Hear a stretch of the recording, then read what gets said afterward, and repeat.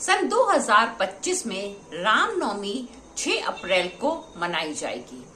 रामनवमी क्यों मनाई जाती है?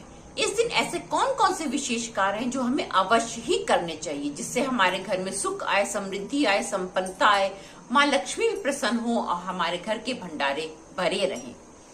ऐसे कौन से विशेष कार्य हैं जो हमें रामनवमी के दिन अवश्य करने चाहिए? आज की वीडियो में मैं यही बताऊंगी। और जिन लोगों का धन कहीं ना कहीं अटका हो, बहुत प्रयास के बावजूद आपको प्राप्त नहीं हो रहा हो, वो लोग इस वीडियो को अंत तक देखें, क्योंकि ऐसा भी एक उपाय मैं इसमें बताऊंगी जिससे कि रुका हुआ धन आपका वापस आ सकता है, यदि आप पूर्ण श्रद्धा और विश्वास के साथ वो कार्य करते हैं। नमस्कार दोस्तों, मैं अंजलि सक्सेना स्वागत करती हूँ आपका अपने चैनल पे। यदि आपको मेरी जानकारी पसंद आए तो एक लाइक अवश्य कीजिएगा, मेरे चैनल को सब्सक्राइब कीजिएगा और कमेंट में जय श्री राम, जय हनुमान अवश्य लिखिएगा।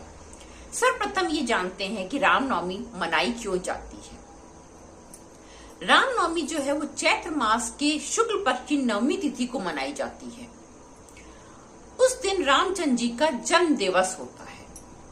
उसके ठीक 6 दिन बाद हनुमान जी का जन्म दिवस मनाया जाता है। रामनवमी का नवरात्र जब प्रारंभ होती है तब चैत्र मास की जो प्रतिपदा तिथि होती है शुक्ल पक्ष की, उस दिन से हमारा नव वर्ष का भी प्रारंभ माना जाता है और उसके 9वें दिन यानी कि नवमी तिथि को रामचंद्र जी का जन्म दिवस मनाया जाता है रामनवमी के रूप में। ये नवरात्रि रामचंद्र जी को समर्पित होती है।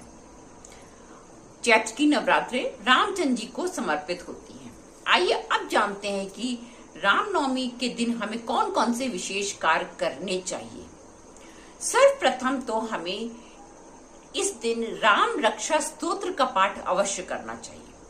राम रक्षा स्तोत्र में बहुत ताकत होती है। यदि रामचंद्र जी का आशीर्वाद आपको ये प्राप्त हो जाएगा राम रक्षा स्तोत्र पढ़ने से, तो दुनिया की कोई भी ताकत आपका कुछ नहीं बिगाड़ सकती है। यदि आप वर्ष भर नहीं पढ़ सकते हैं तो कोई बात नहीं, लेकिन रामनवमी के दिन प्रयास करें कि इसका पाठ एक बार अवश्य करें। अगर आप अपने घर में पढ़ सकते हैं तो स्नान करने के बाद अपने घर में पूजा स्थान में बैठ के पढ़ें, और अगर संभव हो सके तो पास के किसी मंदिर में जाके उसका पाठ करें, तो ये अति फलदायक होता है, क्योंकि वहां पर प्राण प्रतिष्ठित मूर्तियां होती हैं, वहां की ऑरा अलग होती है, वहां का वातावरण अलग होता है, वहां की शक्तियां अलग होती हैं। इसलिए यदि संभव हो सके तो आप किसी मंदिर में बैठ के राम रक्षा स्तोत्र का पाठ करें।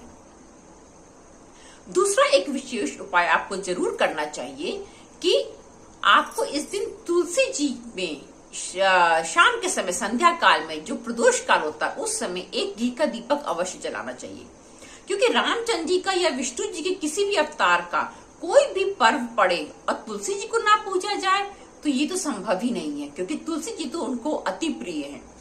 इसलिए आपको इस दिन प्रदोष काल में तुलसी जी को एक दिया अवश्य दिखाना चाहिए और तुलसी जी की 3 परिक्रमा करनी चाहिए। तुलसी जी अगर प्रसन्न रहती हैं तो राम जी भी प्रसन्न, क्योंकि वो तो उनका भोग ही है। बिना तुलसी के तो उनको भोग लगता ही नहीं है। इसलिए तुलसी जी की पूजा इस दिन अवश्य करें। अब रामचंद्र जी के प्रिय भक्त हैं हनुमान जी, और हनुमान जी को हम इस दिन भूल जाएं ये तो संभव ही नहीं है, क्योंकि अगर उनके प्रिय भक्त प्रसन्न रहेंगे तो रामचंद्र जी भी प्रसन्न रहेंगे। ये दोनों एक दूसरे के पूरक माने गए हैं। एक तरह से समझ लीजिए कि अगर आपको रामचंद्र जी को प्रसन्न करना है तो हनुमान जी की पूजा अवश्य करें, और अगर हनुमान जी को प्रसन्न करना है तो रामचंद्र जी की पूजा भी अवश्य करें। इसलिए यदि संभव हो सके तो इस दिन आप हनुमान चालीसा का पाठ कर सकते हैं, और अगर संभव हो सके तो सुंदर कांड का पाठ अवश्य करें। सुंदर कांड अगर इस दिन होता है घर में, ढोल मजीरे बजते हैं, ढोलक बजती है, उसकी जो वाइब्रेशंस होती हैं, उसकी जो वाइब्रेशंस होती हैं, जो भी उनकी धुन निकलती है, उससे जो है आपके घर का वातावरण शुद्ध हो जाता है। वहां से नेगेटिव एनर्जीज बाहर निकल जाती हैं और पॉजिटिव एनर्जीज घर में प्रवेश कर जाती हैं। आपका घर शुद्ध हो जाता है, उसमें सकारात्मक ऊर्जा का प्रवाह होने लग जाता है। इसलिए यदि संभव हो सके तो इस दिन सुंदर कांड का पाठ करें। अगर कुछ नहीं आप वाद्य बजा सकते हैं तो आप कम से कम घंटी अवश्य बजाएं। इससे भी घर का वातावरण शुद्ध होता है। चौथा कार्य जो आपको अवश्य करना चाहिए वो बहुत ही जरूरी है उन लोगों के लिए जिनका धन कहीं ना कहीं अटका हुआ है। उनको ये उपाय अवश्य करना चाहिए, इससे उनको बहुत लाभ मिलेगा। ये है दक्षिणावर्ती शंख, जिसको अपने हम लेफ्ट हैंड से पकड़ते हैं, यानी कि बाएं हाथ से ऐसे करके पकड़ते हैं, वो है दक्षिणावर्ती शंख। अगर आपके पास नहीं है तो आप व्यवस्था कर सकते हैं। दक्षिणावर्ती शंख में वैसे भी ये दक्षिणावर्ती शंख जो है घर में रहने से माँ लक्ष्मी प्रसन्न रहती है, और इसको कभी खाली नहीं रखा जाता है। इसके अंदर थोड़ा सा चावल डाल के रखा जाता है और ऐसे ही रखा जाता है, पलट के नहीं रखा जाता है। अपने पूजा स्थान पे इसको रखें, अति शुभ फलदायक होता है। इस दक्षिणावर्ती शंख में आपको गंगा जल भरना है या सादा जल, अच्छा शुद्ध जल भरना है और थोड़ा सा दूध भरना है। अब आपको करना क्या है, यदि आपके पास रामचंद्र जी की मूर्ति है तो अति उत्तम है। आप एक चौकी पर प्लेट रखिए, उसके ऊपर रामचंद्र जी की मूर्ति रखिए और इस दक्षिणावर्ती शंख से उनका अभिषेक करें।